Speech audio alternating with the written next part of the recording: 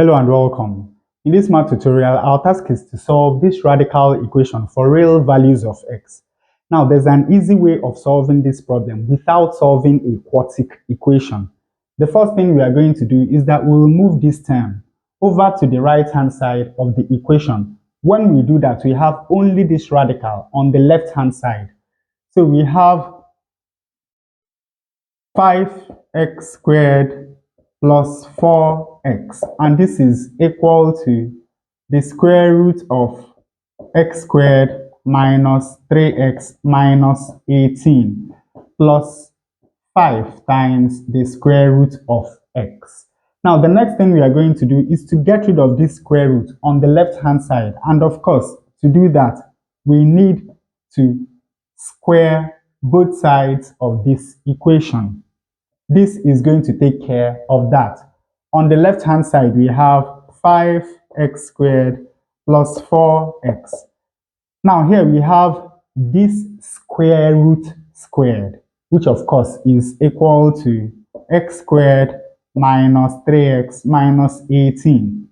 Then we have 2 times this square root times 5 times root x. That is going to give us 10 times, we have x under the square root, and we have this quadratic expression under the square root. So we can multiply x and this quadratic expression under the large square root.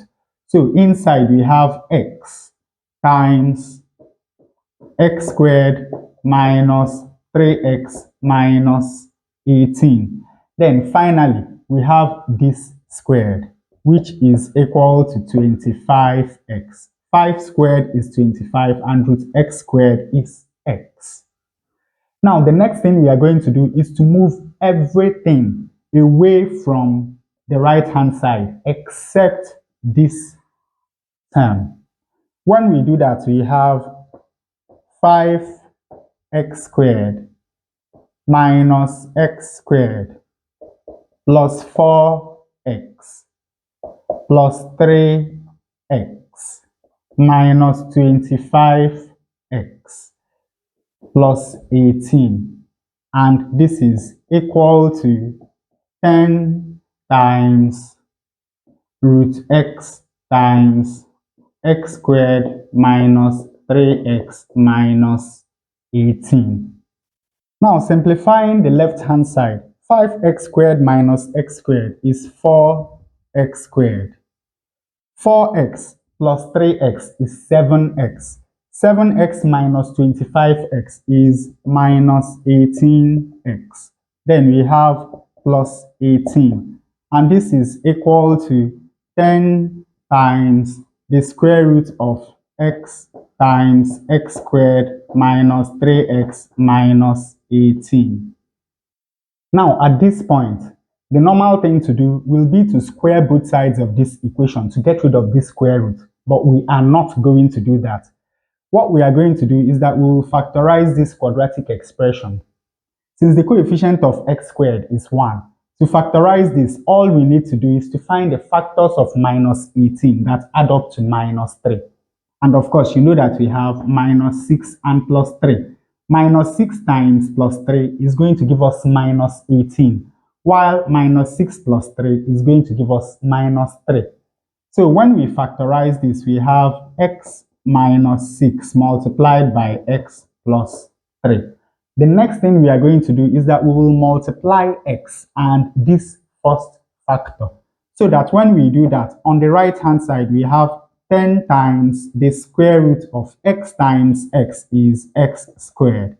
X times minus 6 is minus 6x. Then we have x plus 3. Now, on the left-hand side of this equation, what we are going to do is that we will break up minus 18x. We'll write it as minus 24x plus 6x. Then, of course, we have plus 18. Of course, you know that minus 24x plus 6x is going to give us minus 18x. Now, look at these two and look at what we have inside this bracket. Note that if we bring out 4, 4x squared divided by 4 is going to give us x squared. And minus 24x divided by 4 is going to give us 6x. We have what we have here. Now look at these two and look at this. Notice that if we bring out 6, then 6x divided by 6 is going to give us x. 18 divided by 6 is going to give us 3. So basically, this is what we have on the left-hand side. And we can write this as 10 times the square root of x squared minus 6x times the square root of x plus 3. Now, to simplify the equation, let us do two substitutions. Let a be equal to the square root of x squared minus 6x. Of course, you know that if we square both sides of this equation, then we have that a squared is equal to x squared minus 6x.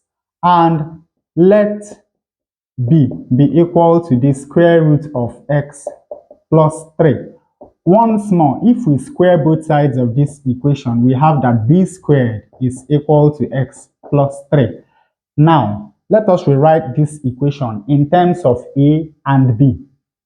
We have 4a squared plus 6b squared is equal to 10a times b. Rearranging this quadratic equation, we have 4a squared minus 10ab plus 6b squared is equal to 0. Now we can solve this quadratic equation by factorization. Since we have two different variables, let us use the table method. What are the factors of 4a squared? We have 2a and 2a. What are the factors of 6b squared? We have 2b and 3b. But notice that the middle term is negative. So let this be minus 2b and let this be minus 3b. Of course, you know that minus 2b times minus 3b is still going to give us plus 6b squared. Now, 2a times minus 3b is going to give us minus 6ab. 2a times minus 2b is going to give us minus 4ab. And of course, minus 4ab minus 6ab is going to give us minus 10ab. Now, that simply means that when we factorize this, we have 2a minus 2b multiplied by 2a minus 3b. And of course, this is equal to 0. And you know that from here, we have that either 2a minus 2b is equal to 0, from where 2a is equal to 2b, or 2a minus 3b is equal to 0, from where 2a is equal to 3b. Now let us look at the two results. In the first case, we have that 2a is equal to 2b. Of course, you know that if we divide through this equation by 2, then we have that a is equal to b. But of course, a is the square root of x squared minus 6x, while b is the square root of x plus 3. Now, when we square both sides of this equation, we have that x squared minus 6x is equal to x plus 3. Rearranging this quadratic equation, we have that x squared minus 6x minus x minus 3 is equal to 0. Minus 6x minus x is minus 7x. So we have x squared minus 7x minus 3 is equal to 0. From the second condition, we have that 2 times the square root of x squared minus 6x is equal to 3 times the square root of x plus 3. Squaring both sides of this equation, 2 squared is 4 times, this is going to take care of that. So we have x squared minus 6x. 3 squared is 9. This is going to take care of that. So we have x plus 3. Opening the brackets, 4 times x squared is 4x squared. 4 times minus 6 is minus 24x. This is equal to 9 times x is 9x. 9 times 3 is 27. Rearranging this equation, we have 4x squared minus 24x minus 9x minus 27 is equal to 0. Minus 24x minus 9x is minus 33x. 4x squared minus 27. Everything is equal to 0. So basically, you can see that we have reduced this radical equation to two very simple quadratic equations. Now let us solve the equations. We cannot solve this quadratic equation by factorization, so let us solve it by completing the square method. The first thing we are going to do is to move the constant term over to the right-hand side of the equation. When we do that, we have x squared minus 7x is equal to 3. Now, we divide the coefficient of x by 2, square it, and add to both sides of the equation. In doing that, we form a perfect square on the left-hand side. When we do that, we have x squared minus 7x plus minus 7 over 2 squared. This is equal to 3 plus minus 7 over 2 squared is 49 over 4. Now we have a perfect square here. We take one x and we take 1 minus 7 over 2 and we square, and this is equal to 4 times 3 is 12. 12 plus 49. 2 plus 9 is 1. 2 plus 4 is 6 divided by 4. Of course, the next thing we are going to do is to take square root of both sides of this equation.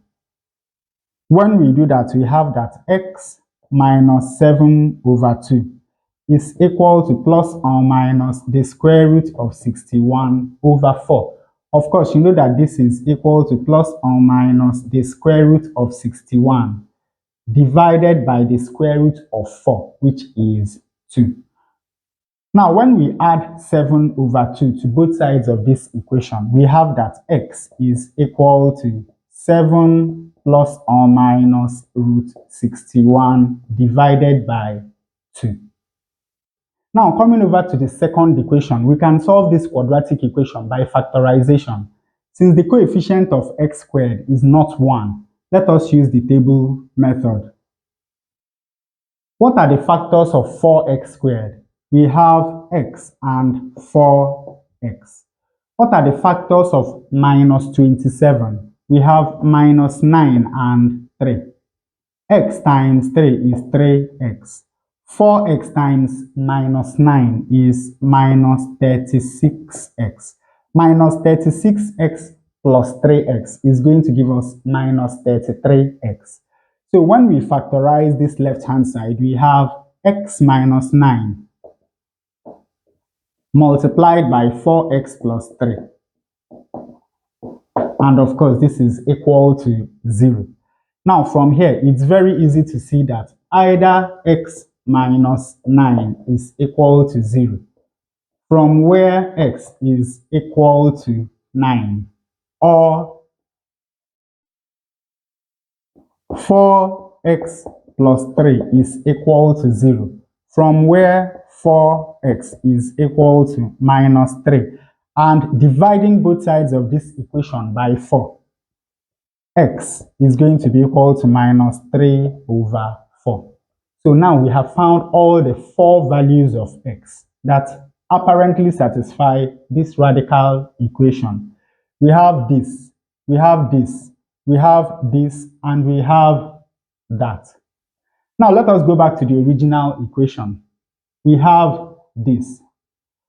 That simply means that any value of x that satisfies this radical equation must be a positive value.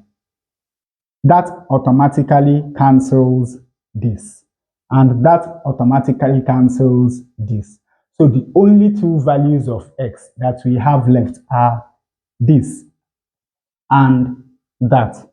Now, I would like you to check and make sure that both of these two positive values of x satisfy the original radical equation, and let me know in the comment section. And with that, we come to the end of this tutorial. I hope you learned something new. If you enjoy such content, please subscribe to the channel. Leave us a like to support the channel. Thanks for watching, and you can see more tutorials here.